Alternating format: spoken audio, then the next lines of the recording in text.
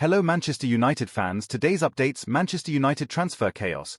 Bruno's Saudi links and Lammens spotted at stadium. Picture this. You wake up on deadline day to discover that Bruno Fernandes has boarded a plane to Saudi Arabia, while a young Belgian goalkeeper you've never heard of is putting pen to paper at Old Trafford. Sound like a crazy dream? Well, based on what's happening right now, it might not be far from reality. The transfer window is about to slam shut, but Manchester United are still juggling more balls than a circus performer. Bruno Fernandes is being courted by his third Saudi club this summer, while Senne Lammens was literally spotted sitting in the stands watching his current team play without him. Meanwhile, Andre Onana's future hangs in the balance, and Ruben Amorim is trying to piece together a squad that seems to change by the hour. This isn't just about individual transfers anymore.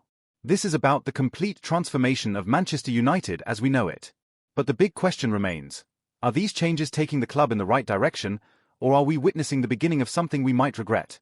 The Bruno Fernandes saga, third time lucky for Saudi Arabia. Let's start with the elephant in the room. Bruno Fernandes, our captain, our creative spark, our penalty king, is once again being linked with a move to Saudi Arabia. But this time, things feel different.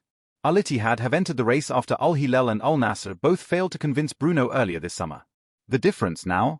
The timing, the money, and perhaps most importantly, Bruno's mindset. Reports suggest that Bruno's representatives have held positive talks with Al Ittihad officials. The Saudi club aren't messing around either. They're reportedly willing to offer Bruno a staggering £33 million per year.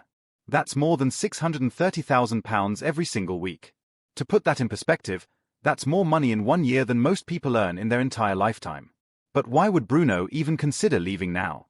He turned down moves to Al Hilal during the FIFA Club World Cup, and he rejected Al Nassr's advances earlier this month.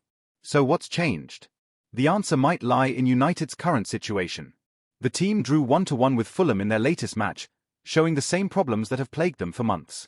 They're struggling to create clear chances, the defense looks shaky, and there's a general sense that this squad isn't capable of challenging for major trophies.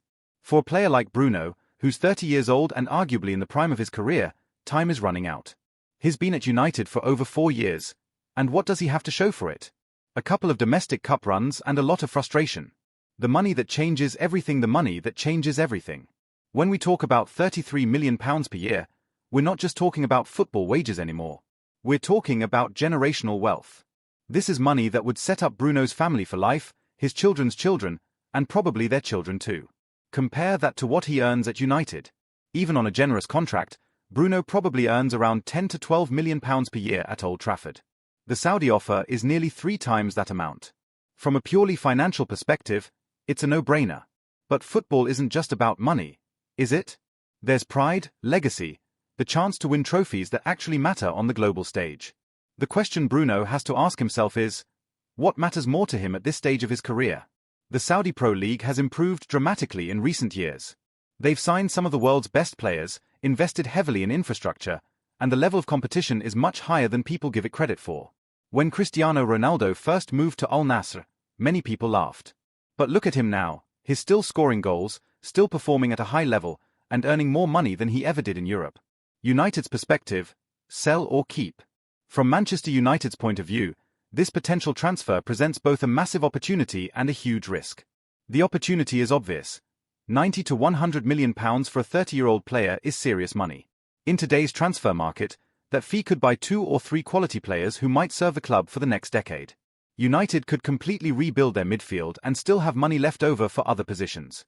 The risk is equally clear. Bruno has been United's best and most consistent performer for years. He's the captain, the main creative force, and the player other teammates look to when things get tough. Losing him would leave a massive hole that wouldn't be easy to fill. But maybe that's exactly what United need. Maybe the club has become too dependent on Bruno to solve every problem. When your entire creative output relies on one player, it becomes predictable. Opponents know that if they stop Bruno, they stop United. Look at Manchester City. They don't have one player who creates everything. Kevin De Bruyne is brilliant, but when he's injured, other players step up. The system works regardless of who's playing. Maybe United need to move toward that kind of model. The Senne Lammens development, a transfer in motion. While the Bruno situation remains uncertain, there's one transfer that seems to be moving very quickly. Senne Lammens from Royal Antwerp. The 23-year-old Belgian goalkeeper was spotted watching Antwerp's 2-1 victory over Mechelen from the stands on Sunday. But here's the key detail: he wasn't just resting. He didn't even make the bench for his own team. That's a clear sign that his move to United is almost complete. Reports suggest that Lammens has already agreed personal terms with United, and the clubs are finalising a £17 million transfer fee. For a young goalkeeper with Champions League experience, that's actually decent value in today's market. Lammens stands 6 feet 3 inches tall and has been Antwerp's first-choice goalkeeper since the start of this season. He made his debut for the club in a Champions League match against Porto, so he's not completely inexperienced at the highest level. But let's be honest here, most United fans probably hadn't heard of Senne Lammens until this week. He hasn't been capped for Belgium at senior level, and has only been at Antwerp since 2023. So why are United signing him? The goalkeeper dilemma.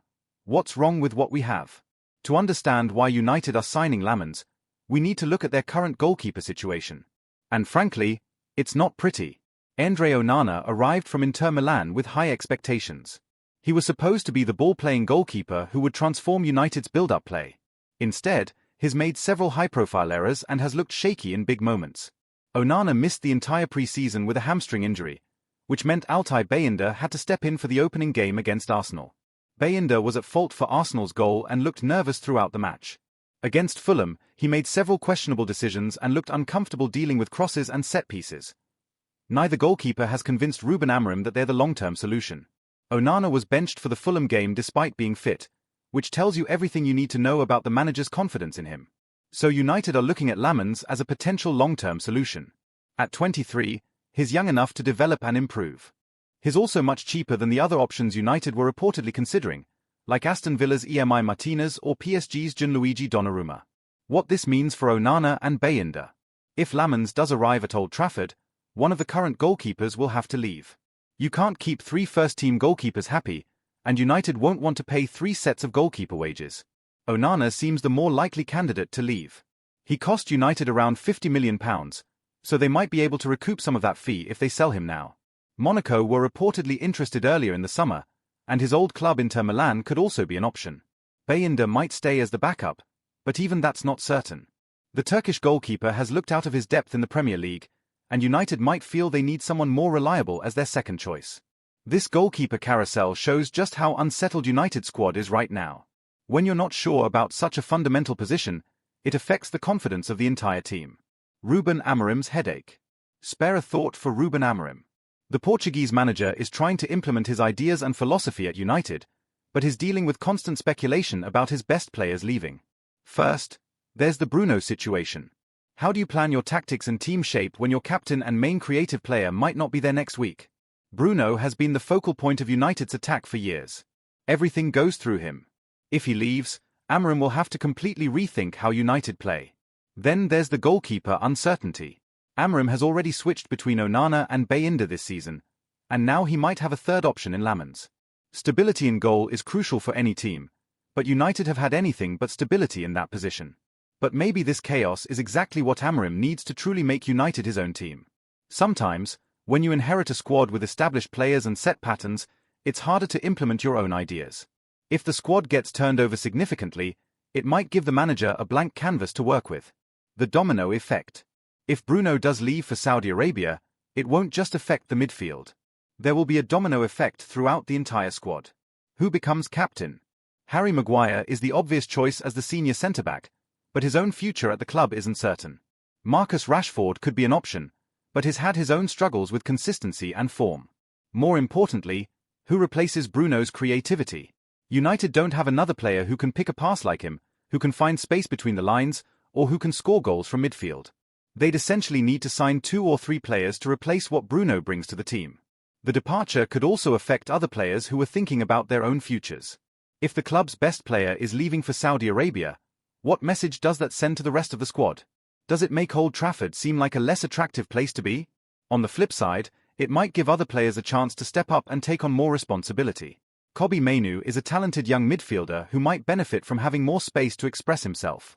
Mason Mount, when fit, could take on a more central creative role.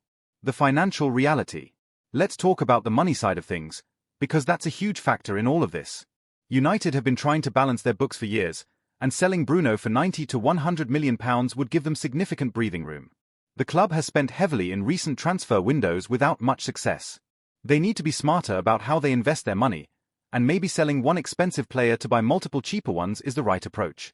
Think about it this way. For the money they get from Bruno, they could sign a central midfielder, a winger, and still have change left over. Instead of relying on one superstar, they could have depth and quality across multiple positions. But there's a risk in this approach too. Sometimes, one world-class player is worth more than 3 good players. Bruno has won games single-handedly for United. Can you say the same about the players they might sign to replace him? The Saudi factor. We can't discuss this without acknowledging the growing influence of Saudi Arabian football. The Saudi Pro League isn't going away, and they're not running out of money anytime soon. They've already convinced some of the world's best players to move there. Cristiano Ronaldo, Karim Benzema, N'Golo Kanté, Sadio Mane, and many others. Each high-profile signing makes it easier for them to attract the next one. For European clubs, this creates a new challenge. How do you compete with clubs that can offer players 2 or 3 times their current salary? How do you convince a 30-year-old player to stay when he could secure his family's future with one move? The truth is, you probably can't. At least not with money alone. You have to offer something else. The chance to win prestigious trophies, to play in front of passionate fans, to be part of footballing history. The question for United is, are they currently offering those things? And if not, can they blame players like Bruno for looking elsewhere? The youth question.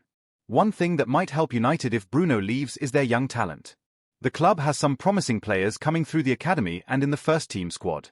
Kobbie Mainoo has already shown he can perform at the highest level. The young midfielder has pace, energy, and good technical skills. Maybe losing Bruno would give him the opportunity to take on more responsibility and develop faster. Alejandro Garnacho is another exciting prospect, although he's also been linked with a move away. If he stays, he could benefit from having more of the team's creative burden placed on his shoulders. Sometimes, the best thing for young players is to be thrown in at the deep end. If United suddenly have gaps in their team, it might force these youngsters to step up sooner than expected. The competition angle. Another factor to consider is how these potential changes affect United's ability to compete with their rivals. Right now, Manchester City, Arsenal, and Liverpool all have stronger squads than United. Losing Bruno would make that gap even wider in the short term. But if United use the money wisely, maybe they could close the gap faster than expected. Look at what Brighton have done. They don't have superstar players earning massive wages, but they have a well-balanced squad where everyone knows their role. They play attractive football and regularly beat bigger clubs. Maybe United need to move toward that model. Instead of having 1 or 2 world-class players and several average ones, maybe they need 11 very good players who work well as a team. The timing challenge. Here's where things get complicated. The transfer window closes in just a few days, and United would have very little time to find replacements if Bruno leaves. The Lammens deal seems straightforward enough. Goalkeepers are generally easier to integrate into a new team. But replacing Bruno's creativity and leadership? That's a much bigger challenge. Most clubs have already completed their transfer business for the summer. The good players are settled at their clubs, and the ones who are available might not be the quality United need.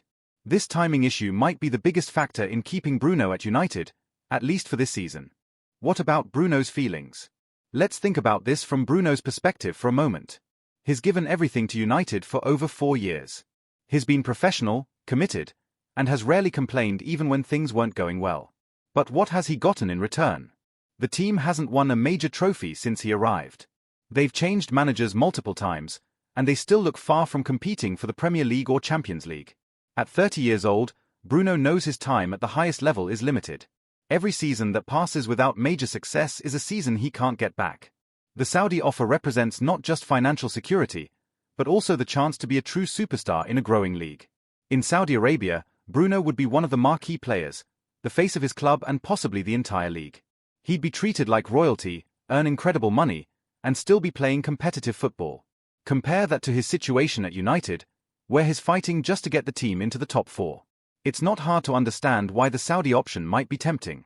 The bigger picture for United. These potential transfers are about more than individual players. They're about what kind of club United wants to be in the future. If they sell Bruno to Saudi Arabia and sign young players like Lammens, it sends a message that they're willing to rebuild from the ground up. They're prioritizing the future over short-term success. Some fans will see this as smart long-term planning. Others will see it as a lack of ambition, admission that they can't compete with the biggest clubs anymore. The truth is probably somewhere in between. United are in a difficult position right now. They need to balance their books, but they also need to improve the team. They want to compete for trophies, but they also want to build for the future. Finding the right balance isn't easy, and there's no guarantee that any approach will work. But doing nothing definitely won't work, so maybe taking some big risks is the right thing to do. The fan perspective. As United fans, how should we feel about all this? It's complicated, isn't it? On one hand, Bruno has been our best player for years. He's the one who steps up in big moments, who creates something out of nothing, who never stops trying even when the team is playing poorly. Losing him would feel like losing the heart of the team. On the other hand, maybe change is exactly what we need. Maybe we've become too comfortable with mediocrity, too accepting of being almost good enough. Maybe selling our best player and starting fresh is the shock to the system that the club needs. The Lammens signing, if it happens, shows that the club is thinking about the future. They're not just buying established stars anymore. They're looking for young players who can grow with the team and potentially become stars themselves. Is this the right approach? We won't know for years. But at least it shows that United are trying to do something different, rather than just repeating the same mistakes over and over. The Saudi League's growing appeal. Let's be realistic about what the Saudi Pro League represents now. It's not just a retirement league for aging stars anymore. They're investing heavily in infrastructure, coaching, and youth development. The level of competition has improved significantly. When you have players like Benzema, Kanté, and Ronaldo in the same league, the standard is inevitably going to rise. For a player like Bruno, moving to Saudi Arabia wouldn't necessarily be the end of his career at the highest level. He could still play international football for Portugal, and he'd be playing against some quality opponents every week. The weather is good, the lifestyle is comfortable, and the money is incredible. From a personal perspective, it's not hard to see why players are choosing to make the move. What happens in January? Even if Bruno stays for now, this situation isn't going away. If he doesn't sign a new contract with United, the Saudi clubs will be back in January with even bigger offers. United need to make a decision.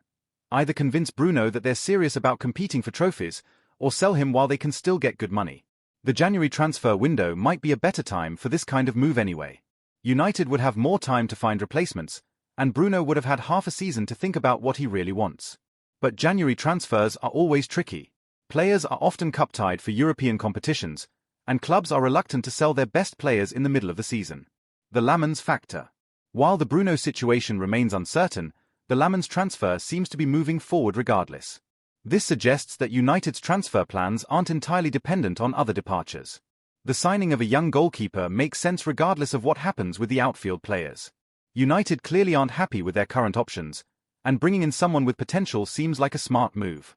Lammens might not be the finished article yet, but at 23, he has plenty of time to develop. If he can adapt to the Premier League quickly, he could be United's number one for the next decade. The manager's vision. Ruben Amorim will have a big say in all of these decisions. The Portuguese manager was brought in to implement his style of football and his philosophy at United. If he believes that the current squad isn't capable of playing the way he wants, then big changes might be necessary. Selling experienced players and bringing in younger, more adaptable ones might be part of his long-term plan. Amorim has a reputation for developing young players and creating well-organized teams. Maybe he sees this as an opportunity to build something special at United, something that's truly his own creation. The Champions League factor. One thing that might influence Bruno's decision is United's absence from the Champions League this season. For a player of his quality, missing out on Europe's premier competition is a big blow. The Champions League is where players want to test themselves against the best. It's where legends are made and careers are defined. Without it, United become a much less attractive proposition for top players. If United don't qualify for next season's Champions League either, it becomes even harder to keep players like Bruno happy. At some point, ambition has to match rhetoric. The international angle. Bruno is Portugal's captain and one of their most important players. Any move he makes will be scrutinized by the Portuguese media and fans. Moving to Saudi Arabia might affect his international career, especially with major tournaments coming up. Would Portugal's coach continue to select players based in Saudi Arabia? How would it affect team preparation and chemistry? These are factors that Bruno will have to consider alongside the financial and personal benefits of the move. The commercial impact. From a commercial perspective, losing Bruno would be a significant blow for United. He's one of their most marketable players, especially in Portuguese-speaking markets. His departure could affect shirt sales, social media engagement, and sponsorship deals. United's global appeal is partly built on having recognizable stars, and Bruno is definitely one of those. But United's commercial strength ultimately comes from their history and global fan base. They've survived the departure of other big names before, and their brand is bigger than any individual player. The financial fair play angle. We can't ignore the financial fair play implications of these transfers. United have been sailing close to the wind with FFP regulations, and these moves could help them balance the books. Selling Bruno for a big fee while buying younger, cheaper players would improve their financial position significantly. This might be necessary to comply with regulations and avoid potential punishments. What success looks like. The big question is, what would success look like for United if these transfers happen? In the short term, probably not much. Losing your best player and integrating new ones takes time. United fans might have to be patient while the new players settle in and the team finds its rhythm. But in the long term, success would mean building a more balanced, sustainable squad that can compete consistently. Instead of relying on one or two stars, they'd have strength throughout the team. The deadline day drama. With just days left in the transfer window, everything is moving very quickly. The Lammens deal could be announced any day now, while the Bruno situation remains fluid. Deadline day in football is always dramatic, but this one could be particularly significant for United's future. The decisions made in the next few days could shape the club for years to come. Final thoughts. A new era begins. Whatever happens with these transfers, one thing is clear: Manchester United is changing. The club is trying to move away from the failed strategies of recent years and find a new path to success. The potential departure of Bruno Fernandes would be symbolic of this change. He's been the face of the post-Ferguson era at United, the player who carried the team through some difficult times. His leaving would truly mark the end of an era. The arrival of Senne Lammens, meanwhile, would represent the new approach: young, hungry players with something to prove rather than established stars looking for one last payday. Is this the right strategy? Only time will tell. But after years of disappointment, maybe United fans are ready for something different, even if it means short-term uncertainty. The next few days will be crucial for Manchester United's future. Whether Bruno stays or goes, whether Lammens arrives as expected, these decisions will have consequences that last for years. As United fans, all we can do is trust that the people making these decisions have the club's best interests at heart. Change is always scary, but sometimes it's necessary. One way or another, this transfer window will be remembered as a turning point for Manchester United. Let's hope it's a turn in the right direction. The transfer window is almost closed, and soon we'll know which direction United is heading. Whatever happens, it's going to be an interesting journey. And isn't that what being a football fan is all about? The uncertainty, the hope, the belief that next season might be the one when everything clicks? Maybe these changes are exactly what United need. Maybe in a few years, we'll look back on this moment as the beginning of something special. Or maybe we'll wonder what might have been if Bruno had stayed. But that's football for you. You never really know how these things will turn out until the final whistle blows. All we can do is support our team and hope for the best. After all, we're Manchester United fans. We've been through tough times before, and we've always found a way to bounce back. This time won't be any different, with or without Bruno Fernandes, with or without Senne Lammens. The future is uncertain, but that's what makes it exciting. And who knows? Maybe the best is yet to come.